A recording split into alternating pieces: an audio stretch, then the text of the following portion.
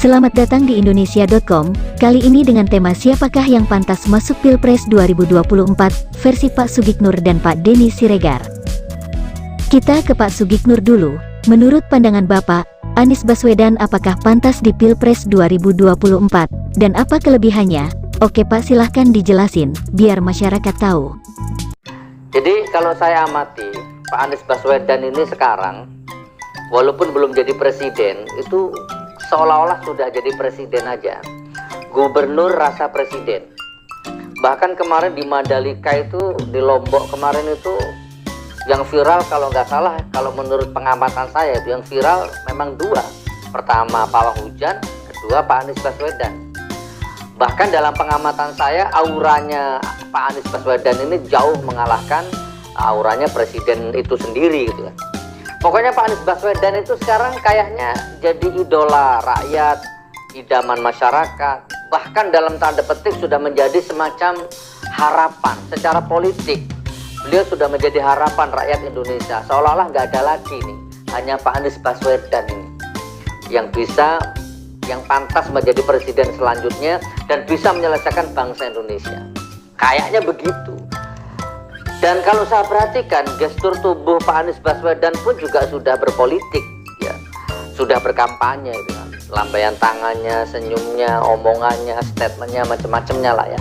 Jadi intinya gini teman-teman ya, intinya ini video saya khususkan untuk Pak Anies Baswedan ya. Jadi gubernur rasa presiden. Saya tidak dalam rangka merendahkan nilai kemanusiaannya, tetapi intinya Pak Anies ini gubernur rasa presiden ya. Kita bloko suto saja kecerdasannya ya, mungkin gestur tubuh, postur tubuh, nilai tubuh ya, dan lain sebagainya lah ya, itu jauh di atas rata-rata dibandingkan dengan dalam tanda petik pemimpin-pemimpin yang lain, publik figur yang lain gitu kan. Kalau ngomong tidak pernah pakai teks gitu kan. Misalkan satu contoh ya, bahasa Inggrisnya lancar misalkan. Maaf Pak, saya potong dulu. Bisa dicontohin Pak atau diperagakan, mungkin Pak Anies belum tahu cara menyampaikannya. Ya, misalkan saya Anies Baswedan ini, misalkan ini diam-diam dalam hati malam-malam itu saya bertanya sama diriku sendiri. Umpama aku ini Anies itu. Benarkah aku ini calon presiden Indonesia? Hai Anies, benarkah aku ini sudah siap jadi presiden Indonesia? Hai Anies, kamu itu sekarang dieluk-elukan oleh rakyat Indonesia. Dimanapun kamu berada, dimanapun kamu berpijak, kamu dieluk-elukan. Rakyat selalu menyambut euforia kedatanganmu. Wah, bahkan dalam tanda petik kamu sudah mulai dikultuskan oleh rakyat. Sudah mulai intinya sudah harapan itu tercurah ruah, tumpah ruah kepada dirimu wahai Anies. Umpamanya aku Anies ini. Nah, jadi bahkan saat ini aku sebagai gubernur, tapi sesekali dalam momentum aku ini seolah-olah presiden. Belum jadi presiden tapi sudah rasa presiden. Oke Pak Sugik, terima kasih penjelasannya walaupun belepotan. Kita sekarang ke Pak Denny. Halo Pak Denny, bagaimana menurut Anda Pilpres 2024 ini? Dan siapakah yang pantas jadi pemimpin mendatang? Gagal. Coba dia jadi presiden. Bisa berkembang lagi kelompok radikal itu persis seperti 10 tahun masa pemerintahan SBY, di mana kelompok itu makin menguatkan akarnya karena dirangkul oleh pemerintah. Karena itulah saya mencoret nama Prabowo dalam daftar orang yang akan menjadi calon presiden nanti, karena dia pernah bersenggama dengan kelompok radikal itu dan menikmatinya. Begitu juga dengan Sandiaga Uno yang menjadi wakilnya waktu itu, sama saja menikmati situasi ketika politik identitas itu dimainkan. Kalau Anies Baswedan, jelas saya coret juga, karena dia juga sama. Orang ini pintarnya di bawah rata-rata, tapi jago memainkan kata-kata. Dan Pilgub 2017 kita melihat wajah Anies yang sebenarnya dengan memainkan politik identitas untuk mendapatkan kekuasaan. Jijik saya.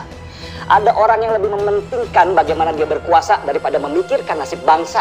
Ketika kelompok radikal ini kelak berkuasa seperti Taliban menguasai Afghanistan dengan hukum agama yang begitu kakunya. Ridwan Kamil sama aja, penuh dengan pencitraan. Dan saya rasa Ridwan Kamil lah penerus SBY dengan gaya yang sama. Jawa Barat adalah gudangnya kelompok radikal. Apa yang dilakukan Ridwan Kamil supaya daerahnya tidak dijadikan sarang kelompok mereka? Nggak ada tuh. Dia cari aman dengan mengelus-elus kelompok itu supaya tidak digoyang.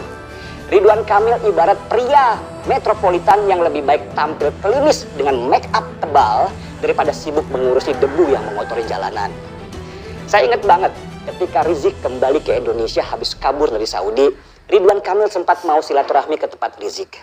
Rendah sekali kan? Seorang kepala daerah harus sowan ke tempatnya buronan. Tiba-tiba dia mundur karena ternyata melihat situasi tidak menguntungkan. Seorang oportunis sejati hanya melihat apa yang menguntungkan buat dirinya pribadi. Dan dari 5 besar calon presiden yang selalu menempati survei teratas, saya hanya punya Ganjar Pranowo. Bukan karena dia dari partai PDI Perjuangan. Bukan karena saya kenal. Bukan juga karena saya pengen dapat jabatan. Tetapi karena dari rekam jejaknya sebagai gubernur, Ganjarlah orang yang dengan konsisten melawan kelompok radikal itu dengan gaya Jawanya. Dia tidak frontal, tapi tindakannya terukur dan tegas. Dia mengumpulkan seluruh kepala SMA dan SMK negeri seluruh Jawa Tengah dan memaksa para kepala sekolah itu untuk menandatangani fakta integritas. Kalau kelak mereka ketahuan bersama kelompok-kelompok radikal, maka mereka harus mundur dari jabatannya atau dicopot dengan paksa. Ganjar masih di hati saya, karena kita butuh seorang tokoh yang berseberangan dengan kelompok garis keras itu untuk ada di puncak kekuasaan. Karena kalau kita punya presiden yang nantinya kerjaannya merangkul kelompok radikal, percayalah, Indonesia akan hancur dalam waktu dekat. Dan ketika saat itu terjadi, kita tidak akan mampu mencegahnya. Dan memilih Ganjar Pranowo, seandainya dia dicalonkan jadi presiden nanti, buat saya adalah bagian dari perlawanan. Saya akan kawal dia karena dia punya frekuensi yang sama, dia punya kegelisahan yang sama, dan dia juga punya tujuan yang sama. Sama seperti ketika saya membela Jokowi dulu, dalam mengawal Ganjar nanti, saya punya prinsip, orang baik jangan dibiarkan bertarung sendirian.